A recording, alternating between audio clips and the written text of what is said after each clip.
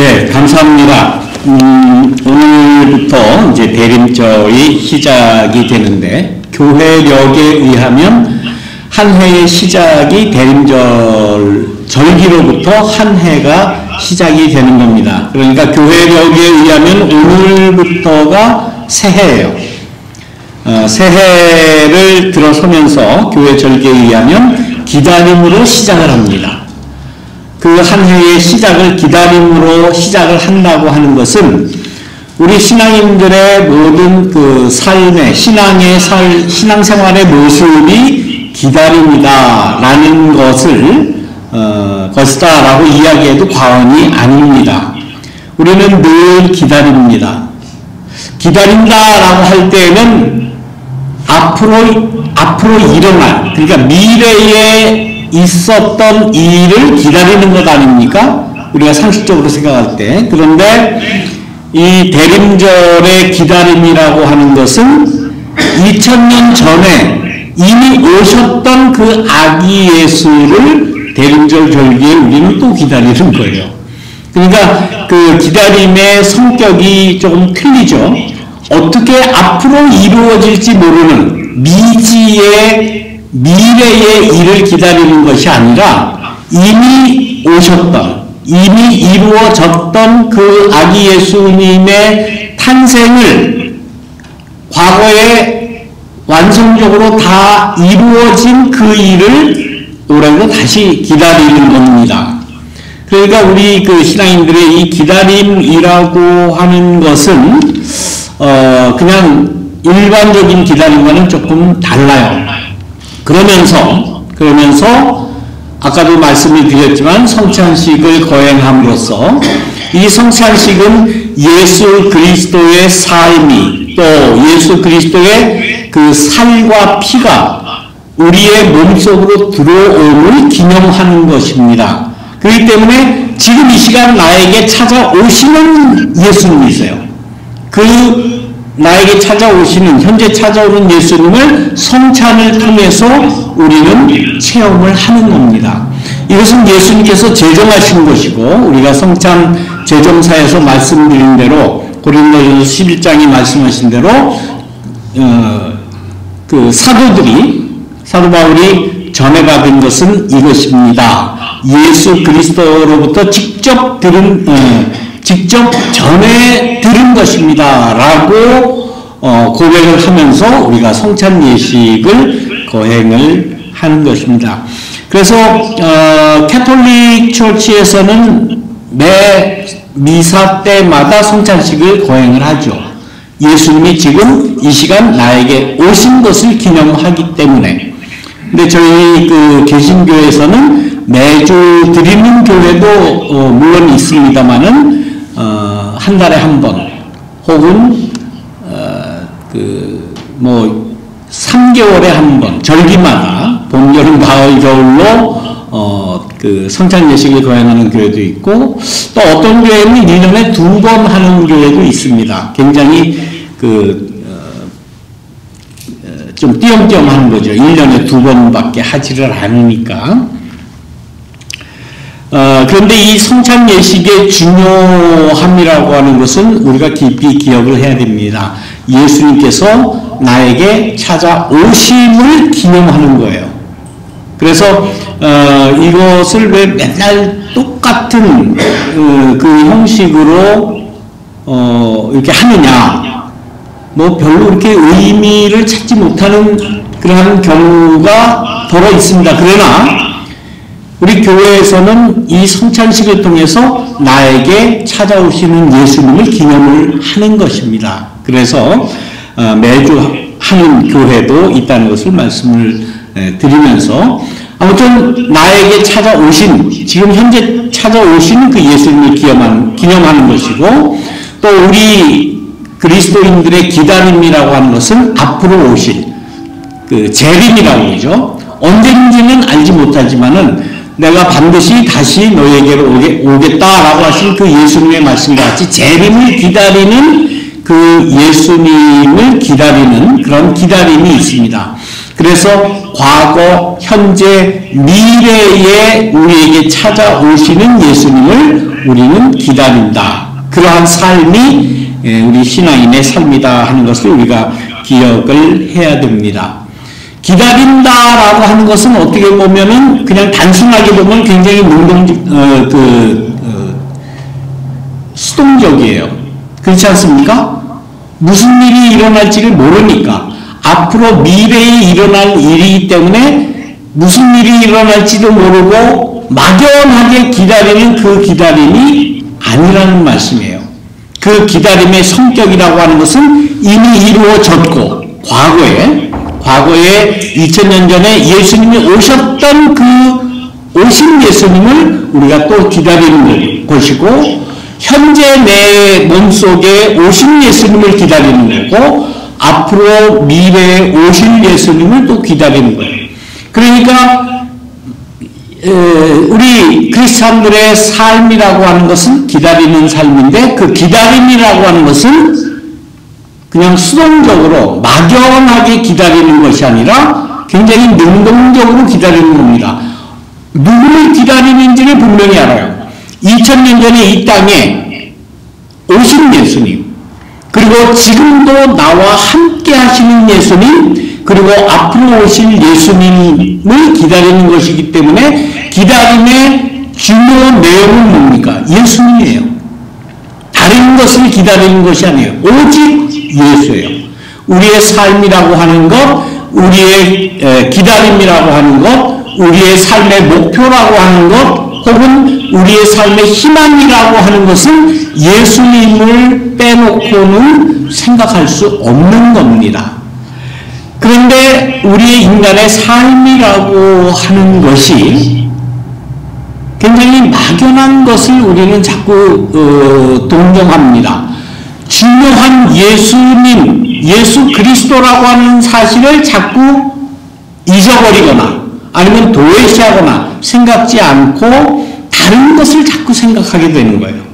예를 들면 이제 성탄절기가 이제 시작이 됐지 않습니까? 성탄절이 무엇이냐?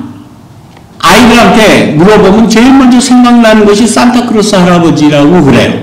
그리고 산타크로스 할아버지로부터 하는 선물, 뭐 이런 것. 조금 나이가 들어서 조금 감성적으로 이제 청소년들이 이렇게 변하는데 감성을 풍성하게 가진 청소년들은 크리스마스 그러면 뭐가 제일 먼저 생각나냐 그러면 음악이 생각난다 그래요. 크리스마스 캐롤, 라디오를 틀면 나오는 그 달콤한 크리스마스 캐롤이 생각나는 것이고 또 뭐 모든 사람들이 다 그렇지만은 즐거운 시간을 갖는 것, 뭐 선물을 주고받는 것 이런 것이 생각난다 그래요. 그러나 성경에 나오는 성탄절하고는 전혀 관계가 없는 것들이죠. 요즘에는 그 성탄절의 모습도 많이 틀려진 것 같습니다. 교회만 해도 그래요. 예년 같으면은 성탄절 그러면 먼저 이 강대 옆에다가 크리스마스 트리를 만들어 놨어요. 크리스마스 트리라는 그 전통이 성경에는 없어요. 그렇죠? 성경에 어디 크리스마스 트리 만들어 놓으라는 말이 어디 있습니까? 그래서 이 크리스마스 트리도 요즘 점점 축소가 되거나 하질 않죠. 우리도 하지 않아요. 그 전엔 다 했잖아요. 그런데 지금 이렇게 강대를 이렇게 차려놓고 뭐 TV 빅스크린에 갖다 놓고 예배를 드린 이후에는 놀 자리가 없어요, 지금. 그래서 그냥 없애고 앞에 여러분들이 지난주에 크리스마스를 축하하는 그 의미에서 이 포인센티아를 크리스마스 꽃이라고 그러죠. 그것을 이렇게 갖다 놓는 것으로 이제 모든 순서를 뭐 이런 장식이나 이런 걸 하지 않습니다. 전에는 굉장히 그 크리스마스 트리 장식하는 것이 큰 일이었죠. 그래서 12월 초가 되면은 각 교회에서 주로 청소년들이 그 크리스마스 뭐 반짝이라든지 별이라든지 뭐 온갖 장식을 아름답게 했던 것을 기억을 하고 그것이 크리스마스다라고 막연하게 생각해요. 거기에 예수 그리스도가 어디 있을까? 크리스마스 때는 선물 교환들을 많이 합니다. 근거는 어디 있습니까? 동방에서 박사들이 예수님에게 황금과 유향과 모략을 선물했다라는 거기에서 그 근거를 두고 선물 교환도 하고 등등 많이 그렇습니다. 요즘에 크리스마스를 분위기를 느낄 수 있는 곳이 그전에는 주로 쇼핑몰이었어요. 그죠? 각자 개인의 집에다가 크리스마스를 하는 집도 있지만은 대부분 좀 시간이 지나면 귀찮기도 하지 않고, 그래도 좀 팬시한 식당이나 또 쇼핑몰에 가면 이제 크리스마스 장식을 하고 큰 크리스마스 트리를 이렇게 합니다만은, 시간이 많이 지나고 요즘 물품을 구매하는 구매 양식도 이제 많이 바뀌었죠. 그래서 쇼핑몰에 가서 하기보다는 집에서 컴퓨터를 가지고 오더를 합니다. 그러면은 아마존이나 또 UPS나 또 배달하는 차가 붐지 다니면서 선물을 교환하고, 그러다 보니까 쇼핑몰도 점점 이게 축소가 되더라고요. 그래서 전에 같으면 굉장히 화려하게 반짝이니 크리스마스 트리니 산타 인형이니 많이 이렇게 했는데, 요즘에는 그런 거 별로 없어요. 가보면 그냥 그저 크리스마스 트리 하나 정도 이렇게 해놓을까 그 정도입니다. 많이 문화랄까 이런 모습들이 변해가는 모습을 볼 수 있습니다. 변할 수밖에 없어요. 왜? 그 안에는 예수 그리스도라고 하는 그 중요한 이 대림절의 핵심이 다 빠져 있기 때문에, 상품을 만들어서 많은 사람들에게 팔아먹는 것이 가장 중요한 일인 이 자본주의 체제 하에서, 또 시장경제 체제 하에서 예수가 빠진 지는 오래됐죠. 처음부터 아예 예수가 왜 왔는지, 왜 예수가 중요한지 전혀 생각하지 않고 예수님의 탄생 축제로 만들고 그때에 상품을 많이 이윤을 취하는 것으로 크리스마스를 바꿔버렸죠. 예수를 상품으로 바꾸어 버린 겁니다. 그랬기 때문에 그 모습은, 그 크리스마스 문화라고 하는 것은 변할 수밖에 없고 점점 없어질 수밖에 없습니다. 그러나 성경은 우리에게 분명히 이야기를 해요. 오늘 우리가 읽은 이 마태복음 1장 18절에서 25절까지의 이 말씀에는 예수 그리스도의 탄생은 이러하다라는 그러한 전제하에 예수 그리스도께서 어떻게 오셨는지, 왜 오셨는지를 분명히 하고 있어요. 예수님의 탄생에 대해서 오늘 우리가 읽은 이 마태복음 18장에 있는 말씀은 성령으로 예수가 잉태가 되었다라고 분명히 그렇게 이야기를 합니다. 이해가 안 되는 말이죠. 그러나 우리는 그렇게 믿고 있어요. 어떻게 성령으로 잉태됐다는 것이 뭔가? 남녀의 그러한 성적인 결합에 의해서 아기가 임신이 되는 것이고 생명이 태어나는 것이 상식이고 자연의 법칙이고 하나님이 만드신 그러한 법칙인데, 그것을 거슬려서 어떻게 성령으로 잉태가 되느냐, 사람이. 전에도 없고 이후에도 없는 유일한 그러한 잉태의 모습을 전하고 있습니다. 이 문제를 가지고 많은 사람들이 고민을 하고 또 토론도 하고 그러지 않습니까? 언제 한번 말씀드린 것 같은데 한 번 더 하죠. 재밌으니까. 연예인 교회라고 한국에 있습니다. 그 연예인들이 많이 주로 다니는 그러한 교회였어요. 그 연예인 교회에서 그 연말에 이 대림절을 맞이하면서 예수님께서 성령으로 잉태되었다라는 이 문제를 가지고 서로 토론이 벌어진 거예요. 그때 그 연예인 교회에 우리가 잘 아는 구봉서 장로님이 계셨어요. 그 교회에서 토론을 하고 막 그런 일이 있을 때는 막 서로 그냥 자기 주장을 이야기하고 막 하다 보면 막 열이 나죠. 그래서 이 토론이 그치질 않아요.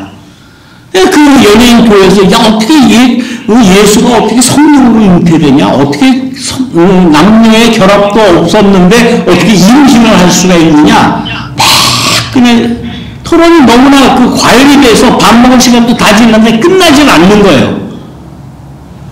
그때에 구봉서 장로님께서 그 토론을 질질 끄는 그 사람에게 그렇게 얘기했다고 그러잖아요. 야, 마리아 그 남편 요셉 그 서방이 안 날아가는데 왜 네가 날리냐? 자꾸 argu를 하니까 그래서 토론이 끝났다라는 그런 우스운 얘기가 있습니다. 아무리 토론해봐야 해결도 안 나요. 아무리 얘기해봐야 그건 알 수 없는 거예요. 그러나 성경은 성령으로 잉태되었다라고 이야기하고 있습니다. 이 예수님의 탄생의 기사를 썼던 초대교회 교인들, 초대교회 이 성서 저자들은 그야말로 이 대림절을 철저하게 잘 지킨 겁니다. 이미 태어나셨던 이 성서는 예수님이 태어나신 그 이후에 약 한 100년 정도, 1세기가 지난 후에 쓰여진 글들이에요. 뭐 짧게는 한 70년 정도라고 볼 수 있습니다. 그러니까 예수님이 태어난 지 약 70년이 지난 후에 마태복음, 누가복음이 쓰여진 거예요. 그나마 마가복음에는 예수님의 탄생에 대해서는 나오지도 않아요. 마태복음과 누가복음에만 이 동정녀 탄생의 이야기를 하고 있는 겁니다. 어떻게 해서 이 동정녀 탄생에 대한 이야기가 나올 수 있을까? 예수님의 탄생에 이 복음을 적어 나갔던 초대교회의 성서의 저자들은 이미 약 한 70년 전에 혹은 80년 전에 얼마가 됐는지 모르지만 그 몇십 년 전에 오셨던 그 예수의 삶을 그들은 다 전에 듣고 있었어요. 알고 있었어요. 그 예수님의 삶이라고 하는 것은 거의 이것은 완전한 신적인 그러한 모습이다. 그들은 예수님에게서 하나님을 보았어요. 예수님은 그래서 예수님은 곧 하나님이다라고 고백을 한 거예요. 그렇다면 그 예수님의 탄생을 어떻게 나는 고백하고 어떻게 볼 것인가? 이 거룩하고 이 순수하고 그야말로 신적인 이 예수님의 탄생을 평범한 인간들의 탄생과 똑같이 생각할 수 혹은 믿을 수 없었던 거예요.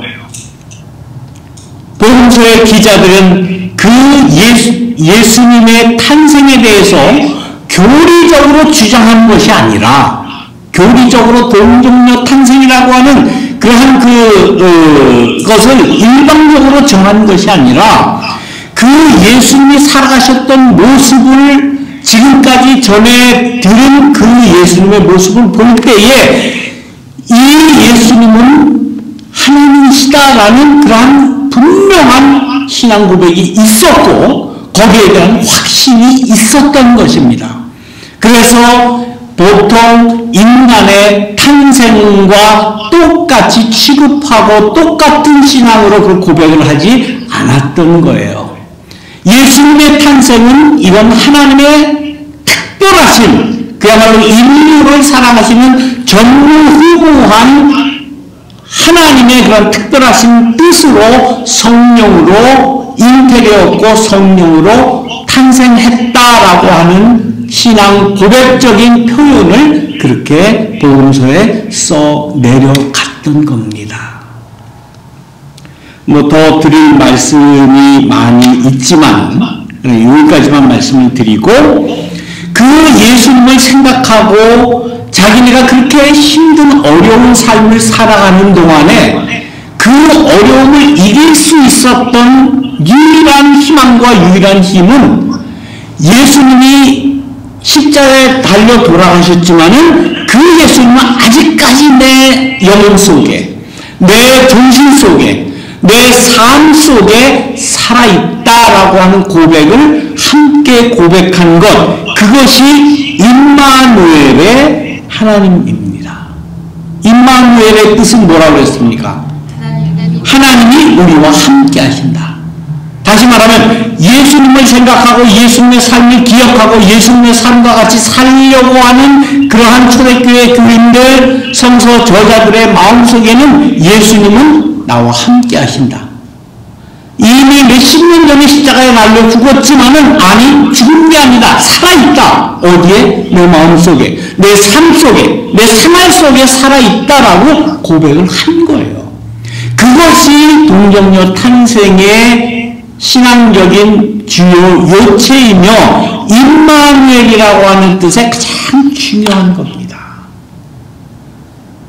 우리가 예수님의 탄생을 이야기하면서 크리스마스를 생각하면서 선물을 이야기하고 뭐 파티를 이야기하고 서로 좋은 노래를 만들어서 감성적으로 아주 아름다운 그런 감성을 느끼는 것, 이게 크리스마스가 아니라 예수님을 끝까지 믿고 의지하고 예수님이 안 죽었어. 예수님은 죽을 수 없어. 왜?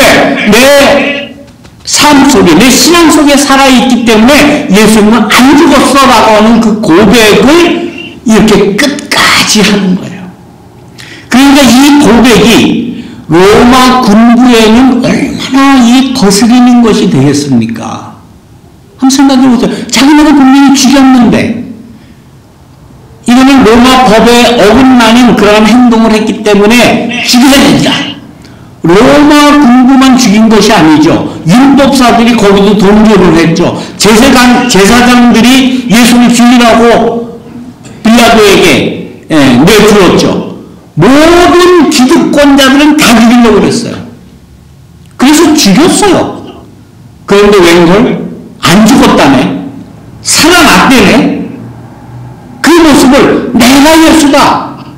예수 너희들이 죽였지만은 내가 예수의 삶을 사는 거고 내가 사는 이 삶은 예수의 삶이다 라고 고백하는 사람이 점점 늘어나는 거예요. 이걸 어떻게 감당을 하겠습니까? 어떻게 감당을 하겠습니까? 이 세상의 집권자들은 예수와 같은 자가 귀찮습니다. 두렵습니다. 없어야 자기가 누릴 수 있는 기득권이 팽창이 되기 때문에 예수를 죽여야 돼요. 2000년 전에 기득권자만 죽인 것이 아니에요. 지금도 역시 마찬가지입니다. 계속 예수를 죽여야만 자기의 기득권 유지가 되기 때문에 유지, Y-U-J-I. 무슨 말인지 모르지금. 자기의 기득권이 유지되기 때문에 예수를 죽여야 돼요. 그러나 아직까지도 이 예수님에 대해서 관심을 가지고 예수님은 살았다고 이야기하고 예수님은 부활했다고 얘기하는 우리 신앙인들이 있기에 올해도 예수님은 다시 태어나시고 우리의 삶 속에 찾아오시는 것이고 앞으로 오시겠다고 하는 그 오실 예수님을 기다리는 것이 이 시대에도 과거와 같이 유효하고 우리의 신앙의 희망이 되는 겁니다. 그것이 바로 임마누엘이에요. 우리의 기다림이라고 하는 것, 우리의 대림절, 대강절이라고 하는 것은 수동적인 것이 아닙니다. 아무 의미가 없는 그런 것이 아니에요. 굉장히 능동적이고 어느 누구에게인가는 굉장한 위협으로 비춰질 수밖에 없는 것입니다. 예수님을 기다린다고 하는 이 사실 안에 들어있는 예수님을 따르는 그 예수의 민중들의 철저한 그 요구와 함성, 그 그 안에서, 그 기다림 안에서 우리 믿는 사람들은 희망을 볼 수 있는 것이고, 다른 사람에게 혹은 세상에게 희망을 제시할 수 있는 것이고, 예수의 삶을 살게 하는 가장 중요한 것이다 라는 것이 대림절의 핵심입니다. 우리는 대림절을 그냥 막연하게, 그저 12월 됐으니까 그냥 뭐 시즌이니까 그냥 크리스마스 시즌을 보낸다 이렇게 생각하지 마시고, 우리의 기다림은 철저하게 예수 그리스도를 기다리는 것이다. 예수 그리스도의 그러한 삶의 모습이 다시금 우리의 삶에서 재현되어야 된다라고 하는 것을 반드시 기억을 하시기를 바랍니다. 이러한 일에는 우리가 외롭지 않습니다. 왜? 임마누엘의 하나님이, 임마누엘의 예수님이 우리와 함께 하시기 때문에 우리는 비록 약해도 우리에게 희망과 또 용기를 주시는 하나님의 능력이 있음을 우리는 믿는 것입니다. 이 대림절 기간 동안 이러한 그 임마누엘의 소망으로 대림절을 보내시는 저와 여러분 모두가 되시기를 주님의 이름으로 축원드립니다. 기도하겠습니다. 사랑과 은혜가 충만하신 하나님, 이 시간 대림절의 그 역동적인 모습을 우리가 기억을 했습니다. 우리의 신앙에 있어서, 우리의 삶에 있어서 지치지 않고 또 힘들어하지 않고 폐쇄적인 그런 삶을 살지 않고 능동적으로 힘차게 살아갈 수 있는 힘과 능력과 희망을 우리에게 허락하여 주옵소서. 우리뿐만 아니라 이 세상을 향해서도 그리스도의 희망을 전하는 우리가 모두 될 수 있도록 인도하여 주옵소서. 감사드리며 예수님의 이름으로 기도드립니다. 아멘.